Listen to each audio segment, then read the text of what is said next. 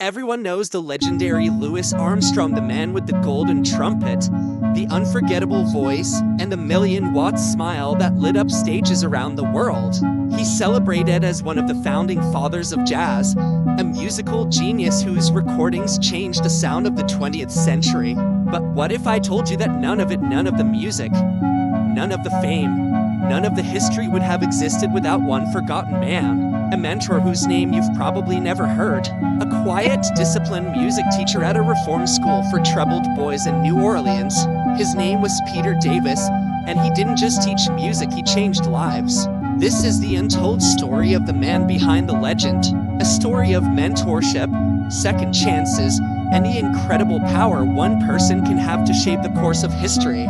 Because before there was Louis Armstrong, the superstar, there was Louis, the troubled kid, and Peter Davis, the forgotten mentor who helped him rise. Louis Armstrong is one of the most celebrated and influential jazz musicians of all time. His trumpet playing and gravelly voice shaped the sound of jazz and inspired generations of musicians around the world. Most people know his famous songs like What a Wonderful World, Hello, Dolly, and When the Saints Go Marching In. But few people know about the man who played a crucial role in Armstrong's early life, a man who saw something special in a troubled young boy and gave him the tools and encouragement to chase his dreams. This is the story of the forgotten mentor who inspired Louis Armstrong, Joe King Oliver.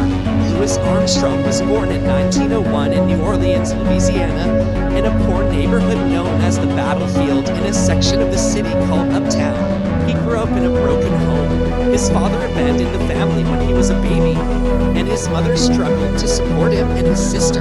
Louis spent much of his childhood in poverty, wearing second-hand clothes and often going to bed hungry. The streets of New Orleans were tough, and young Louis quickly became familiar with crime, violence, and desperation. As a child, Armstrong had to work from a very young age to help support his family. He sold newspapers, delivered coal, and did other odd jobs. But he also fell in love with the music that filled the streets of New Orleans. Jazz, blues, and ragtime were everywhere, played on street corners, in bars, and at funerals. Armstrong was fascinated by the sounds he heard and dreamed of becoming a musician himself. His life took a major turn on New Year's Eve in 1912, when he was just 11 years old. He fired his stepfather's pistol into the air during a New Year's celebration. For this, he was arrested and sent to the Colored Waifs Home for Boys, a reform school. It could have been the end of his story, another troubled child lost to the streets. But instead, it was the beginning. At the Waifs Home, Armstrong was introduced to music in a serious way. The school had a band, and a man named Peter Davis took notice of Louis's potential. Davis taught Armstrong how to read music and play the cornet. Under Davis's guidance, Armstrong quickly became one of the best musicians at the school. When he left the Waifs Home after a year and a half, he knew music would be his life. But while Peter Davis helped Armstrong get started, it was another man who truly became his mentor and gave him his first big break, Joe King Oliver. At the time, King Oliver was one of the top cornet players in New Orleans. He was respected, admired, and a true pioneer in jazz. He was known for his powerful playing style, creative use of mutes, and ability to lead a band with flair. Young musicians in New Orleans looked up to him, and Armstrong was no exception. Armstrong first saw King Oliver perform when he was a boy, and he was mesmerized.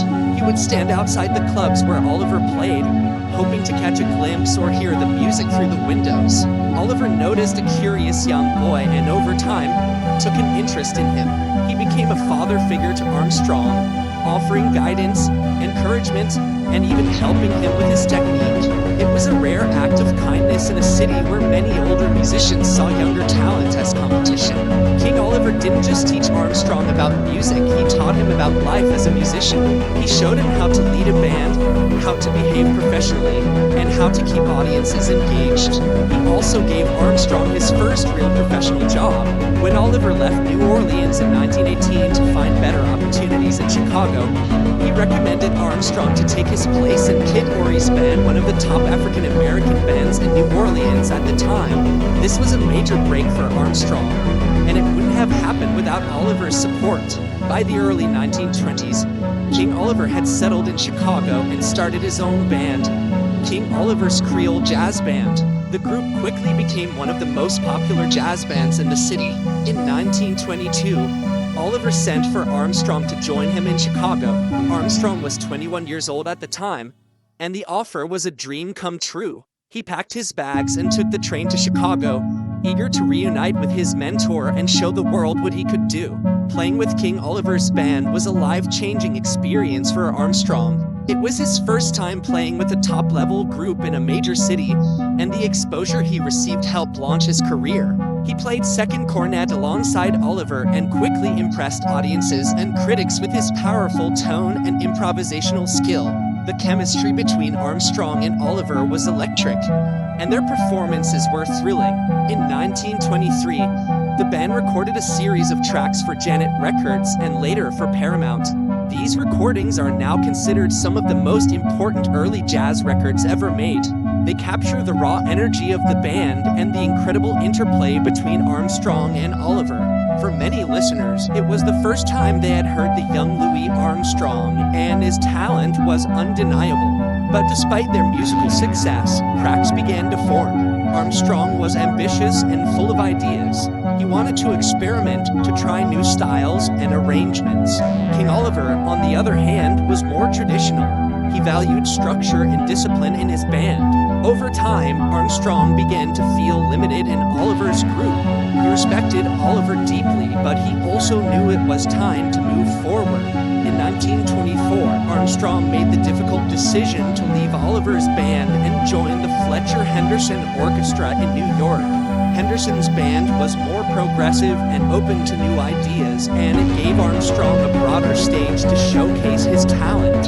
This move would prove to be one of the most important in his career. Fletcher Henderson's orchestra was one of the most influential big bands of the era, and it played at top venues like the Roseland Ballroom. Here, Armstrong was exposed to a new level of professionalism and innovation in jazz.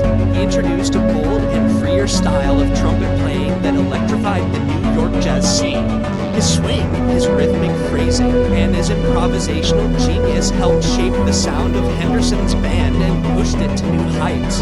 But long before Armstrong made it to New York, before he recorded his legendary Hot 5 and Hot 7 records, and long before he became a household name, there was a man named Peter Davis.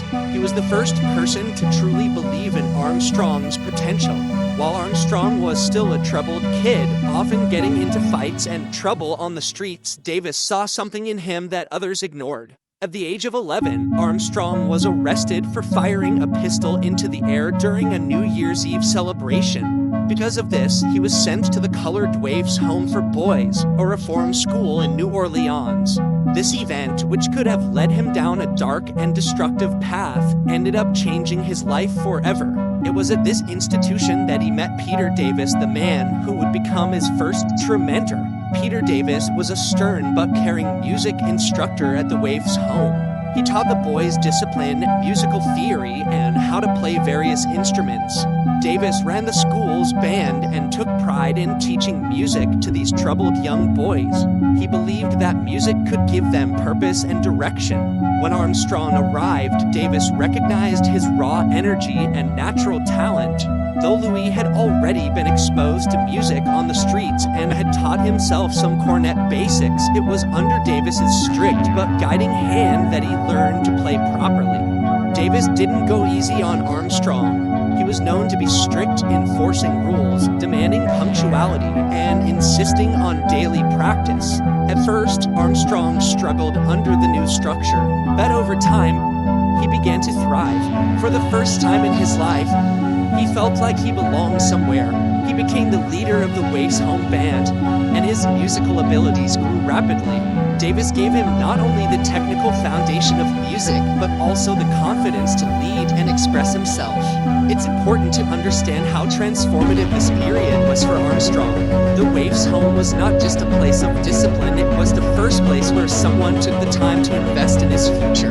Peter Davis didn't just teach him music, he gave him a sense of dignity and direction.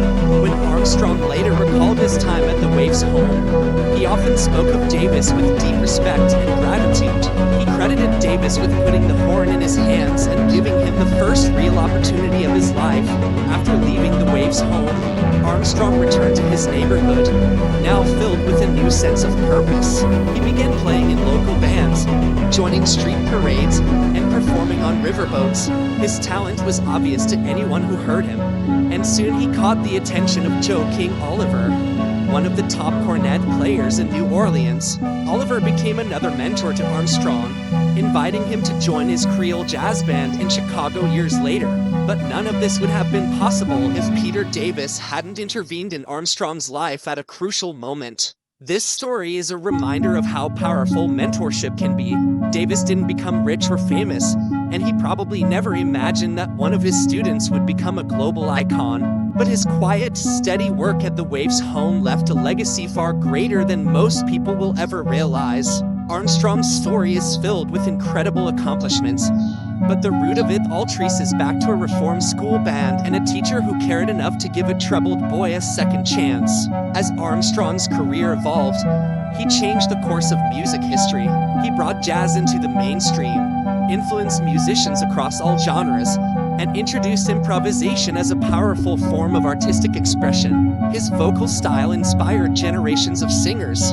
His recordings became classics, and yet, he remained grounded in the values instilled in him early on: hard work, discipline, and gratitude. In the 1950s and 60s, when Armstrong was touring the world, performing for kings, queens, and presidents, he never acted like someone who had forgotten where he came from. He remained humble and always took the time to speak about the people who helped him.